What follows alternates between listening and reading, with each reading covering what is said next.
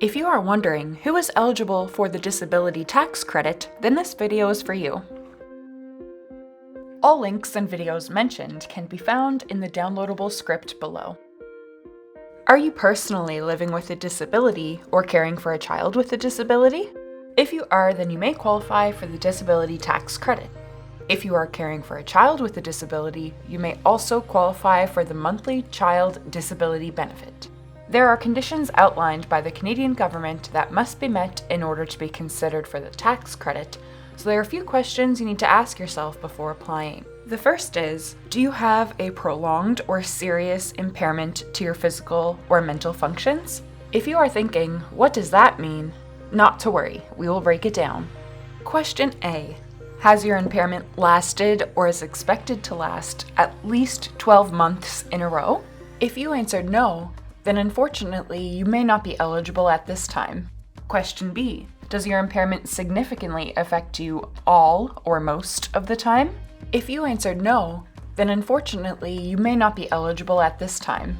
Pause the video to take a look at some examples of diagnoses that have qualified for the disability tax credit in the past. If you still think you may be eligible or are not sure if your impairment will last longer than 12 months, make an appointment with your medical professional and bring a form called the T2201.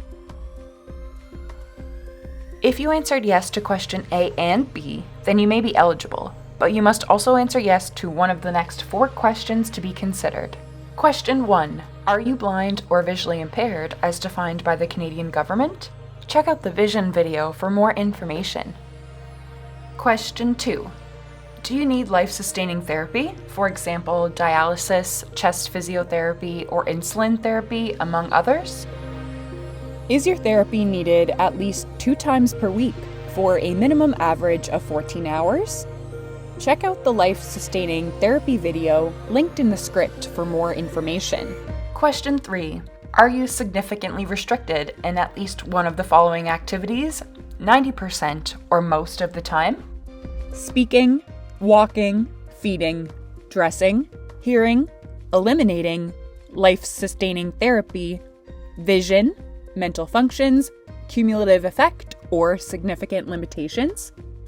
Cumulative effect or significant limitations, as the T2201 form says, means that daily activities may take you 3 times as long, or you may not be able to do them at all, even with therapy, devices, and medication. Check out the cumulative effect video in the script for a more detailed explanation, or to view the eligibility checklist for all the impairments mentioned. Individuals with FASD may qualify under the cumulative effect category if they are significantly restricted in their mental functioning. Does the individual need high levels of or 24-hour supervision? Do they require academic supports? Do they need assistance with daily tasks or other operations related to their executive functioning? If they do, then the individual with FASD may qualify.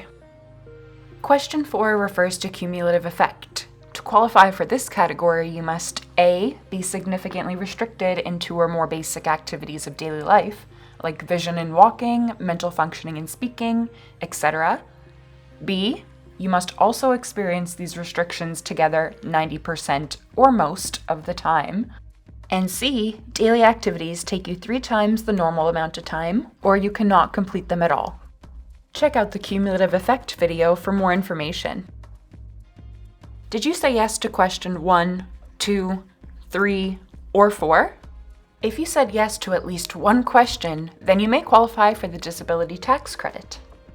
If you still think you may be eligible or are not sure if your impairment will last longer than 12 months, make an appointment with your medical professional and bring a form called the T2201. You can visit www.fasdNL.ca/DTC for more information or email us at contact@fasdNL.ca. Check out the next video to find out your next steps and what you need to do before applying for the disability tax credit. Thanks for watching!